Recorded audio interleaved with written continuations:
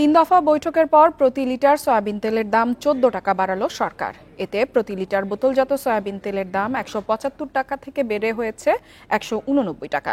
মঙ্গলবার সচিবালয়ে সংশ্লিষ্ট ব্যবসায়ীদের সাথে এক সভা শেষে বাণিজ্য উপদেষ্টা সাংবাদিকদের এ তথ্য জানান। এদিকে বাড়তি দামে বিক্রির খবরে বাজারে তেলের কৃত্রিম সংকট তৈরি করেছেন ব্যবসায়ীরা। এতে ক্ষুব্ধ ক্রেতারা। বান্ডেল থাকলে প্রতি সেনমানিতে টাকা বাঁচবে। বিকাশ সেনমানি বান্ডেল কিনে জিতুন প্রতি লেনদেনে। গেল বছর ডিসেম্বরে সর্বশেষ বোতলজাত সয়াবিন তেলের দাম বাড়িয়ে লিটার প্রতি নির্ধারণ করা হয় 175 টাকা।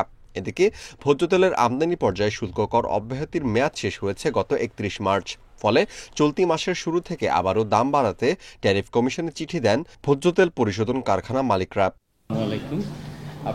সচিবালয়ে ভোজ্য তেল ব্যবসায়ীদের সঙ্গে বৈঠকের পর সয়াবিন ও পাম তেলের নতুন দাম ঘোষণা করে বাণিজ্য মন্ত্রণালয়। ফলে এখন থেকে প্রতি লিটার বোতলজাত সয়াবিন তেল বিক্রি হবে 189 টাকায়। অন্যদিকে প্রতি লিটার খোলা সয়াবিন ও পাম তেলের দাম 12 টাকা বাড়িয়ে 169 টাকা করা হয়েছে।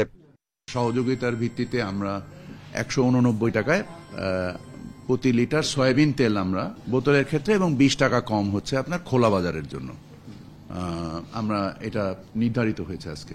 তেলের দাম বাড়ায় জীবনযাত্রার ব্যয় বেড়ে যাবে, এতে ভোগান্তিতে ক্রেতারা। মাল নাই, শনি এবং মাল নাই, আগে মাল দিয়ে সবাই চলতেছে। তারা ইচ্ছা মতো দাম বাড়াবে, দাম বাড়ানোর কি আর 3-4 দিন আগে সরবরাহ কমায় দেয়, আবার দাম বাড়ায় সরবরাহ ঠিক রাখে। স্বাভাবিক খরচ তো বাড়বেই। আমরা তেলের দাম যদি 14 টাকা করে লিটার প্রতি বাড়ে তাহলে আমাদের চাপ পড়ে গেল না।